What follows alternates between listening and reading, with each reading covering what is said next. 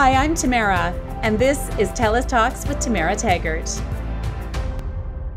Hi, everyone. Today I am speaking with Karma Brown. Karma is a National Magazine award-winning journalist and the author of the new book, The 4% Fix. It's a book about time management and goal-setting strategies that have helped her become a best-selling novelist. Karma, I'm so excited to talk to you about this. Welcome. Thank you. I'm so happy to be here. You know, when I read about this book, it spoke to me because this is something I have always tried to do and had such difficulty with. So I'm excited to learn how you've made this work. So this idea really that you set aside some time every single day to you set a goal of writing a novel. Mm-hmm. Because you were so busy, you just had a baby and there's no time, as we know, this is what happens, right? Yes. And you weren't making time for yourself. So maybe you could just, walk us through how you made this decision you wanted to write a book. You had goals. Yes. Well, and you know what? I wish I could say that this was, I really planned for this and I, very enthusiastically went after my goal and created a system and structure. That's not what happened. I fell into this quite backwards and sleep deprived. And so we had our daughter. She never slept, never napped, never slept. And people are like, you're exaggerating. I'm not exaggerating. We did not sleep. So it got to the point where she was waking up at 3:34, as a 1-year-old, 18-month-old. And I just had to be up with her because, as everyone who has children understands, you cannot leave toddlers alone. Bad things happen. And so I was up with her. And for a while, I was doing all the things you do with your 18-month-old when you're up at 4 a.m., which is trying to keep them entertained. And then I got to a point where I was like, okay, she's okay. I figured out how to set up Play-Doh stations. I figured out how to keep her busy so that maybe now I can take part of my brain and focus it on something that I want to do, which was to write a novel. And that's what I did. I mean, I sat there with my laptop and I tried to write words while she ran around in front of me and Dora the Explorer was on and sparkles were everywhere and Play-Doh was everywhere. But it became this habit. It became something that this one foot in front of the other day after day. And then I had a novel finished and I was like, oh, well, look, and that makes it sound like it was really easy. I know it wasn't that easy. There's no way it was that easy. I know it was hard. Yeah. But that's how it started. And I mean, I have written every book since. I have 7 novels written, Wow. 5 that have been published, and my nonfiction. And, interestingly, though, I will tell you with the nonfiction, I couldn't write it at 5 a.m. So it is the only book. It's about waking up early to focus on your goals and to, harness that magic hour. And it refused to be written at that time of day. So I wrote that one midday. I have had people say, well, you write for a living. And so one of the main things you say about this strategy of giving yourself this 4%, this hour in the morning is that it can't be about work. So if you're writing and that's your work, how is this not about your work? And I tried to explain that initially when I started it, that's not what I was doing for a living.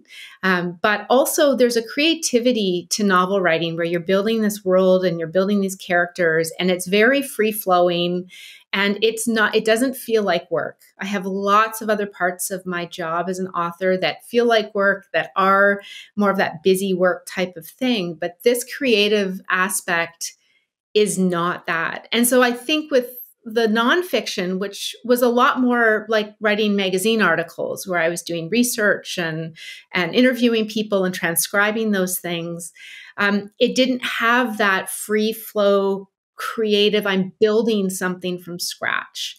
So that's sort of, I think, why that happened. But also, when I say it's not about work, when you get up in the morning to do this, it really isn't about work. It can't be about work. Otherwise, it's not fun. Yeah, and that totally makes sense to me. That makes sense to me. So when you started this, it was almost like your own time. It's not like people aren't doing this so they can write a novel. It's just is anything that we want to do, right? That we just don't have time for. So when I look at my day or the day of a lot of my friends who are moms and working, they're so tired by the end of the day that by the time your kids do go to bed, you don't have the energy to do anything except for maybe scroll through Instagram or watch a show or, whatever it might be. And then you fall into bed and fall asleep, and then you do it all over again. Yes. Is it about breaking that habit? It's not, that's a hard habit to break, especially because that is just life. I think that for many of us, especially when we have kids, your life really becomes about what they need, no matter what the age they are. And so breaking that habit of how your day looks, that Groundhog Day sort of feel to a day, is hard. What it's more about is acknowledging that you need to give yourself some time that is just yours to do with whatever you want, that isn't spoken for from, by someone else or someone else's needs. And I advocate for the morning, and there is some, science behind how our brains work and why the morning is the best time for us to tackle some of these, passion projects is something, a way that someone would refer to it. But I advocate for the morning because you've slept, your brain is fresh. No one is needing your time the same way, especially early in the morning, or at least I hope not. In my case, I did have someone needing my time, but I found a workaround, and now it's much easier. But yeah, it's not, it's sort of just re-looking at how your day flows and trying to find out when that hour works best for you. And the truth is, for some people, that will be 11 p.m. or midnight. That's when they can find that hour of time for themselves. For many of us, it would be 5 a.m. because work hasn't started and your kids are probably still sleeping. So you can find that time to do whatever you want within reason. Well, when you think about it, right, there's 24 hours in a day, right? And how come I can't find 1 hour for myself? 24 hours in a day. And it is really quite difficult for parents to find that 1 hour for themselves. Yeah, so I compare the 24 hours to 24 slices of cake, and everyone loves cake. And everybody, if you bake a cake, then everybody is going to want a piece of it. So you start doling out cake because you're mom and that's what you're doing. You're giving everyone cake. And then you have none left for yourself because all the cake has been eaten, taken happily, and you're left with no cake. So the goal is to try to take that piece of cake first thing in the morning before you give any to anyone else. And it is not easy. Like, it sounds simple, right? Just set your alarm and get up and give yourself this hour and don't let anyone intrude. It is far from easy to do, even if it's simple.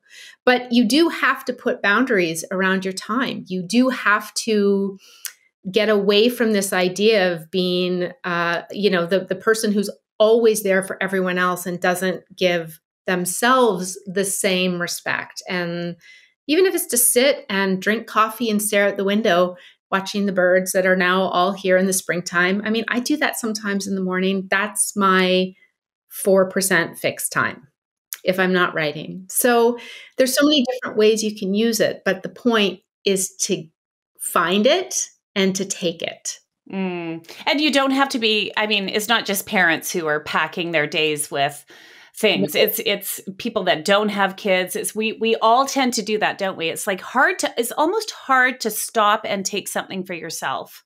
It really is. Especially working from home, I guess, during this pandemic, right? The pandemic has made it worse for people because now, not only were we always with our smartphones, you can be accessed anywhere at any time of day. But now people who were commuting and might have had that time, I've talked to people who were like, well, I used to listen to podcasts in the morning when I would sit on the train on my way to work.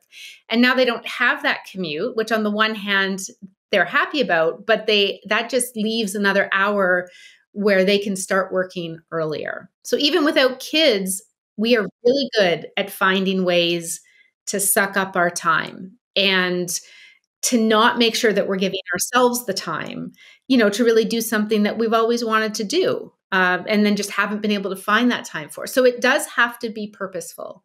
It doesn't just arrive to you like, here's your magic hour, have a nice day. This is your way you start your morning. You do have to be purposeful about it.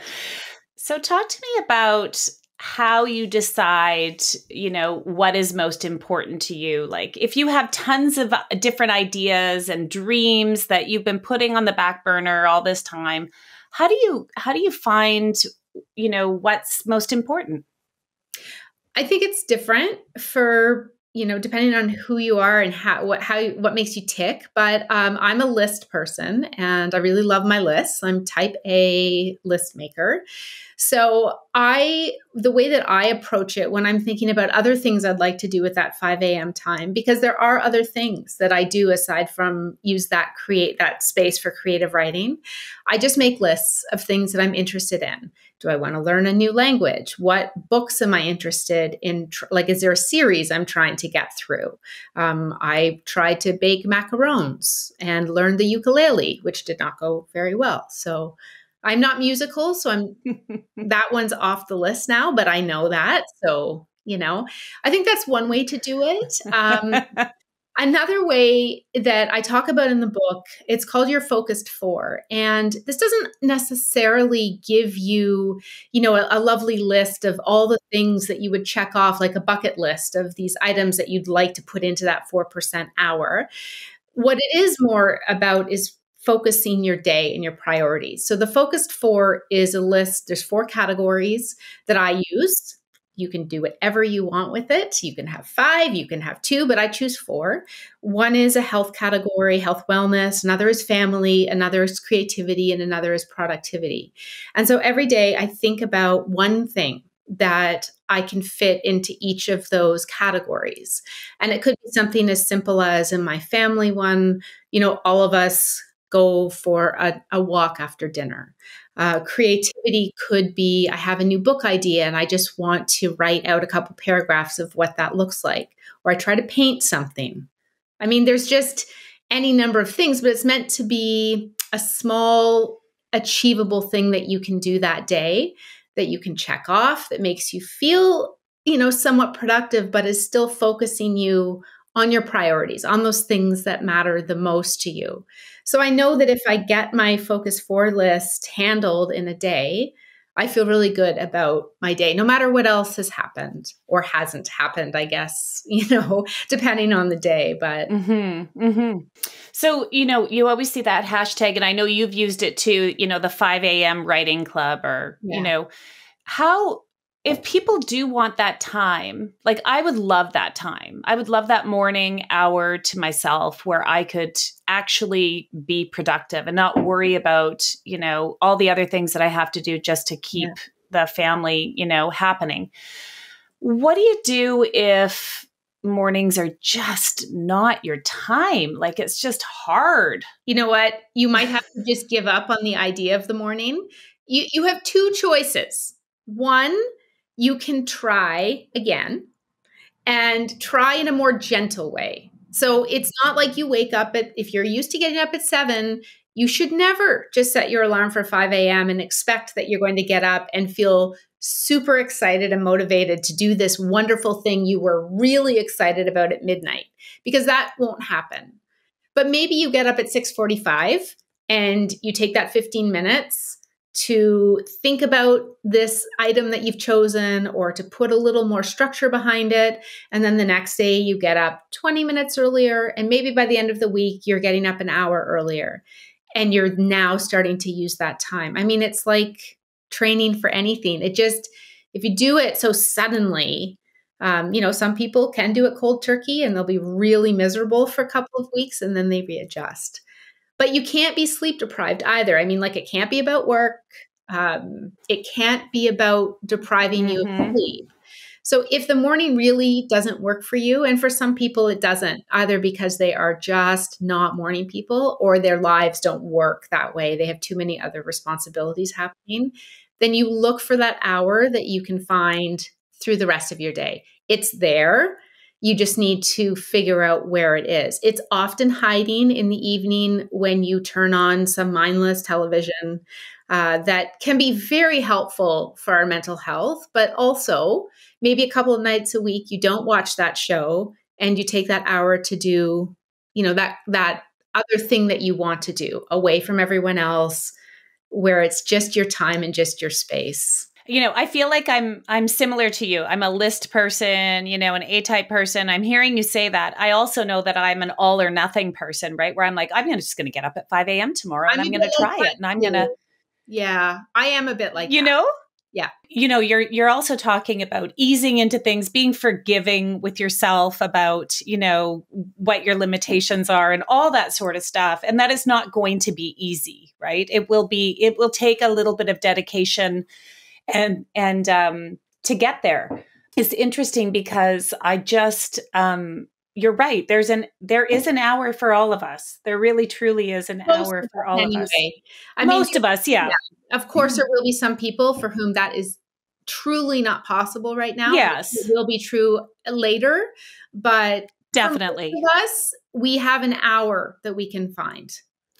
So in the people that you spoke to, because this is a word that's coming to my head as you're talking, what about guilt? So many of us are riddled with guilt about taking time for ourselves. Yes. I do not have the perfect answer for that one because I still feel that as well. I mean, I will say at 5 a.m., I don't have a lot of guilt because everyone is still asleep. My husband gets up early as well. He does his own thing. He works out. The dog gets up and goes back to sleep beside me, but my daughter's sleeping and no one's expecting emails from me. I mean, I work really hard not to reply to work stuff at that time. I just, the guilt is less because the world hasn't really woken up yet. If you're taking that time at noon or, maybe like 7 p.m. because that's what works, and maybe you have to shut a door and put yourself, physically barricade yourself somewhere, like the way that moms lock doors when they have to go to the bathroom because their kids just always come in. I can't be the only mom who locks the door. I still lock the door. I'm like, no, you're not the only one. I would like, to be alone. But there can be guilt with that. So trying to do it in an hour where, it's really, the traffic is low around you and in your inbox and everything else, that it may not be your favorite time of day to be doing that, but it might be the easiest time of your day to do that. And then ultimately you just have to try to get over it. I have this conversation with my daughter all the time. She's 12 now, about how, yes, I'm a mom and, I'm here home. Like I work from home. So I've been the primary person at home with her. So my husband works outside of the house, but I'm also so many other things, including an author and a friend. And I like to work out. And so I have all these other aspects of who I am.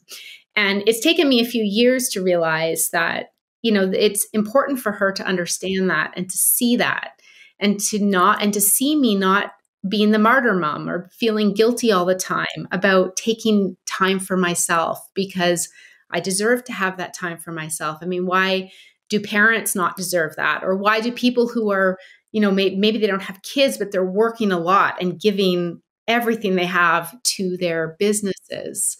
We all deserve we have this one life.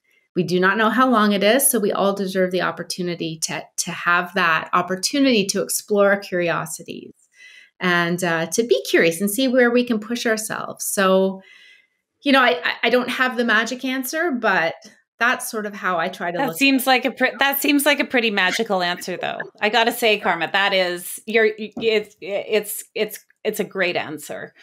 So, I have a few more questions for you, but before we do that, I wanted to let you know that one of the things that TELUS has been doing during the pandemic is finding ways to give back to the community. And so one of the ways we do that is we ask our guests about a charity that's special to them, that means something to them. You have chosen the Bruce Trail Conservancy, and TELUS will be giving $500 to the Bruce Trail Conservancy on your behalf. And I'm just curious as to why you chose them. Yeah. Oh, yeah. Of course, our pleasure. But why did you choose them? Tell us. Because I have, in the last few years in particular, so I grew up with hippie parents on a farm in the middle of nowhere. And I probably quite a feral child if you were to look back on how I lived, but it was awesome childhood. I was very free. And But I really wanted this like modern life. I wanted to live in the city. I mean, I remember having these dreams of having the opposite life of like making our own maple syrup. And, you know, I had my regular chores where I would go get the eggs from the hens and all these things that are so different about my life once I kind of grew up and then moved to the city. But as I'm getting older and the world has gone upside down and, you know, having those quiet moments in nature for me when I'm moving my body. So when I'm walking in particular, like in the woods, there's just nothing that is more calming for me. I also really do appreciate those quiet moments and the opportunity to be, you know, in a place where I can't be reached and I can just think. So that's why, because it is a source of relaxation and stress reduction, and just we need those places. We really do.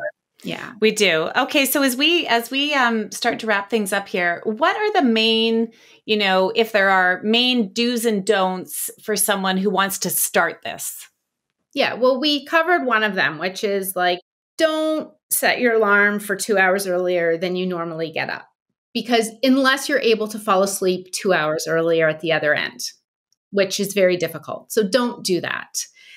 Don't focus on productivity. This is not about productivity. And I know with the pandemic, there's been this weird pandemic productivity thing. I was just thinking about it today when I saw another author who was like, I'm starting 3 newsletters. And I just thought, you know, why are you doing this? Like, I know for some people they need that push, and I need to be moving forward.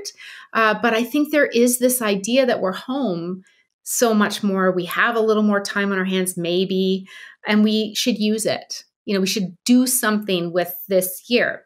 So for me, with the 4% fix, it's not about productivity. It's about exploring curiosities, learning something you didn't know, enjoying yourself, having fun. Another do, it must be fun. This is why work is a don't. So do not clean out your inbox with your magical hour. I mean, if there is just like anything less fun than that, I don't know what it is, except maybe filing your taxes, which is really not fun to do. True. Right. And then Yes. also just, you know, to really be gentle with yourself with this. Like I don't even do this every day. There are times in my life where I am an everyday 5 a.m. up and writing my novels or doing something else. But then there are other days like today where I woke up an hour later and I did not write today. I sat and drank my coffee and looked at the window at my new bird feeder and all the birds that are there. And that was my time this morning. So, you know, it's like, it doesn't have to be so extreme. It's something that's meant to be good for you, to feel good, to make you feel good. And so if you're just constantly pushing and you treat it like a job, then you've missed the point of why you're doing this. That was a very messy do's and don'ts, but that's but it totally makes sense. But what if you have a setback? Like, I mean, you just said that you slept in this morning. Yeah. You got up at 6 instead of 5. Do you that's okay? A setback is okay. Do you just pick it up again the next day and not get mad at yourself for it? Yes, isn't that a concept? It really is actually. For it, you just go, okay. Well, this is what needed to happen today. And tomorrow I'll try again. And maybe it won't work. And maybe this will go on for months. And you'll be like, this is not working.